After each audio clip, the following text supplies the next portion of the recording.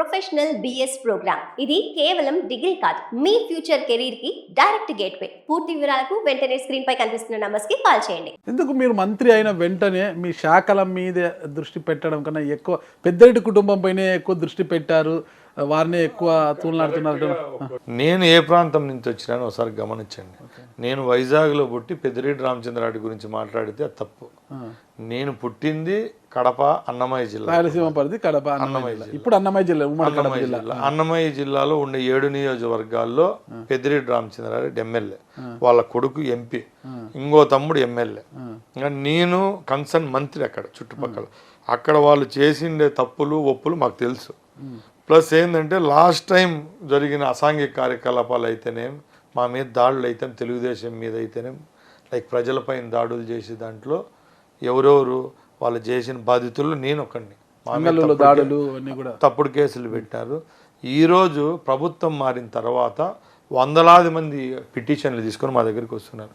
మా భూములు తీసుకున్నారనో, మా మైన్స్ తీసుకున్నారనో, మా ఊర్ల దగ్గర అక్రమంగా ఫెన్సింగ్లు వేస్తాను, ఇట్లాంటివి వస్తానే. కాబట్టి నేను మాట్లాడాల్సింది అంతే తప్పక ఆ రోజు మిథున్ రెడ్డి చెప్పినట్టు మంత్రి పదవి కాపాడుకునేదానికి రాంప్రసాద్ రెడ్డి ఇది చేస్తానంటే మంత్రి పదవి ఏమని ఈయన ఇప్పించినాడా? నేను కాపాడుకొని చెప్పండి. ఇచ్చింది చంద్రబాబు నాయుడు గారే. ఇచ్చిన తర్వాత నేను మాట్లాడతాను, కానీ ముందే వాళ్ళని కామెంట్ చేస్తే నాకు మంత్రి పదవి వచ్చేదేమో. బట్ నేను వాళ్ళ గురించి మాట్లాడిన రోజే నాకు మంత్రి పదవి ఇచ్చారు, కానీ ఇప్పుడు నేను వాళ్ళ గురించి ఎందుకు మాట్లాడతాను? నేను ఒకటే చెప్తున్నా, మా ప్రాంతంలో వాళ్ళు మేమంతా రాజకీయంగా ఉన్న కుటుంబాలు కాబట్టి ఆ రోజు వాళ్ళకున్న పరిస్థితులు, ఈరోజు వాళ్ళున్న పరిస్థితుల్లో 5 సంవత్సరాలు ఒక మాఫియా సామ్రాజ్యంగా ఈ రాయలసీమలు ఏలినారు. వీళ్ళు ప్రజలు డబ్బంతా దోచుకున్నారు, భూములు దోచుకున్నారు, మైన్స్ దోచుకున్నారు అని చెప్పడం తప్పక వ్యక్తిగత దూషణలకైతే నేను ఎక్కడ పోలేదు. రాంప్రసాద్ రెడ్డి గారు యువకుడు, ఒక డెంటిస్ట్ కంటే డాక్టర్ కూడా చేశారు కాబట్టి ఉన్నత విద్యార్థుడు, యువకుడు, ఒక మంచి చేస్తాడనే ఉద్దేశంతో చంద్రబాబు మంత్రి పదవి ఇచ్చారు. లేకుంటే అన్నమయ్య జిల్లాలో పెద్దిరెడ్డి కుటుంబం యొక్క దూకుడుకి కళ్ళం వేసేందుకు అదే దూకుడు ఉన్న రాంప్రసాద్ రెడ్డికి మంత్రి పదవి ఇచ్చారా అన్నది ఇక్కడ చాలా మంది మంత్రి పదవి ఎందుకు ఇచ్చినారో ఏమో నాకు తెలియదు, కానీ మంత్రి కాకుండా ఎమ్మెల్యే కాకుండా ఉన్నా కూడా ఒకరు తప్పు చేస్తానంటే అడ్డుకునే ధైర్యం నాకుంది. దీనికి 2-3 ఎగ్జాంపుల్ ముందు కూడా నీకు చెప్పిన.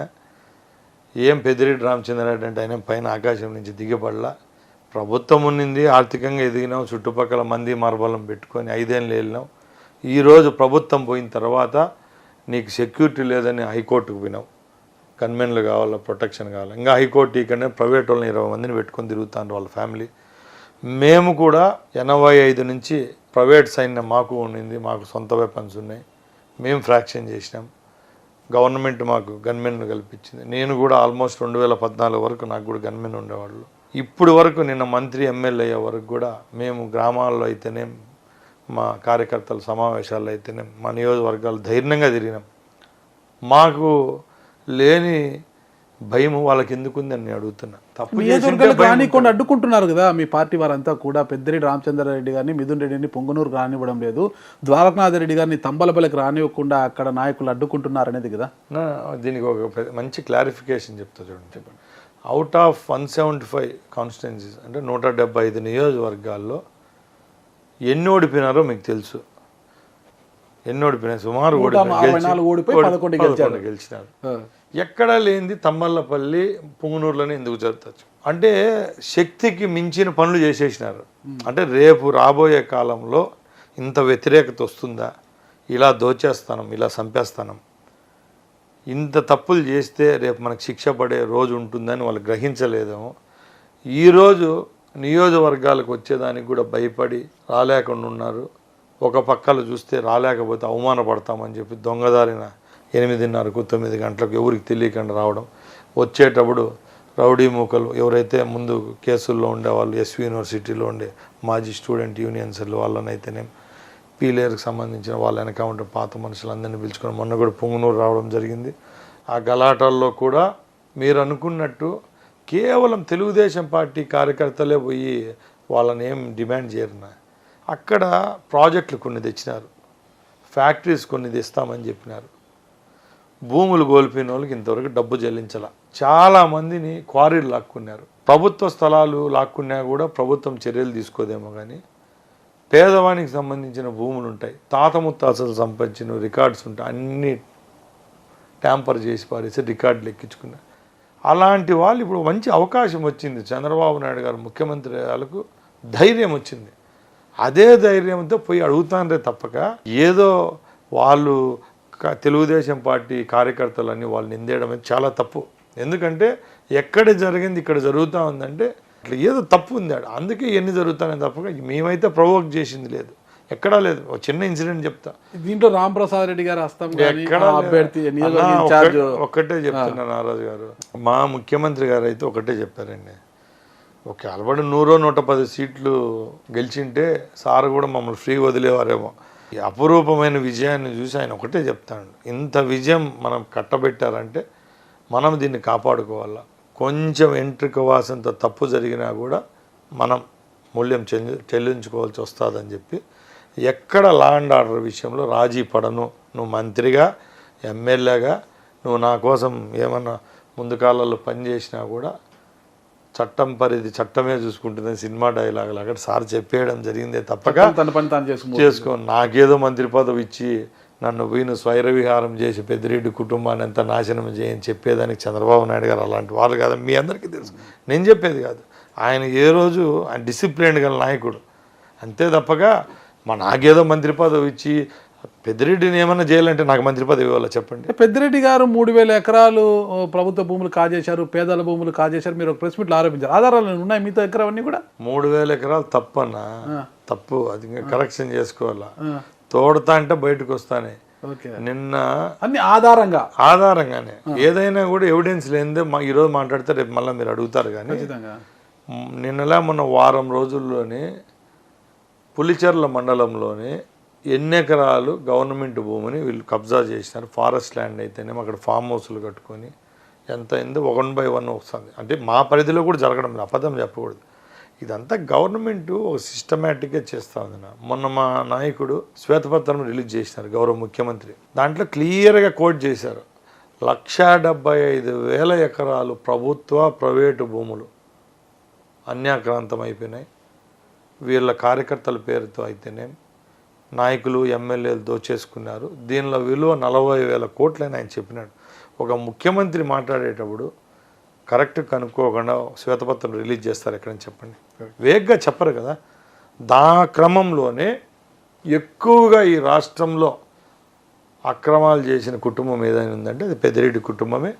ముఖ్యంగా వాళ్ళ ప్రాబల్యం కలిగిన ప్రాంతాలు ఏమైనా ఉన్నాయంటే తిరుపతి, పుత్తూరు, పీలేరు, మదనపల్లి, తంబలపల్లి, రాయచూట్ అని కూడా నేను చెప్పను, ఏదో అబద్ధం చెప్పాలని రాయచూట్ అంటాం. మా ఏరియాలో లేవు వాళ్ళు. ఈ ప్రాంతాల్లో ఈ 4-5 నియోజకవర్గాల్లో వందలాది ఎకరాలు ఆక్రమణ చేసుకున్నారు. ఇంకా మైన్స్ విషయానికి వస్తే గ్రానైట్ పరంగా ఈ రాష్ట్రంలో ఎక్కువ మైనింగ్ జరుగుతూ ఉంటుంది. గ్రానైట్ దాంట్లో మంచి క్వారీలు ఏమైనా ఉన్నాయంటే ఈ ప్రాంతంలోనే ఉన్నాయి. పొంగునూరు అనుకోండి, మదనపల్లి అనుకోండి, చంద్రగిరి ఈ బోర్డర్లలో ఉన్నాయి.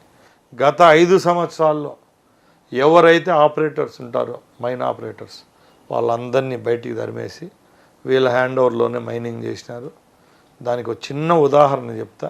ఒక గ్రానైట్ క్వారీలో ఈ కటింగ్ బ్లేడ్ అంటారు, అది ఒక బ్లేడ్ మారుస్తే ₹1,00,000 వీళ్ళకి కట్టాల కప్పం.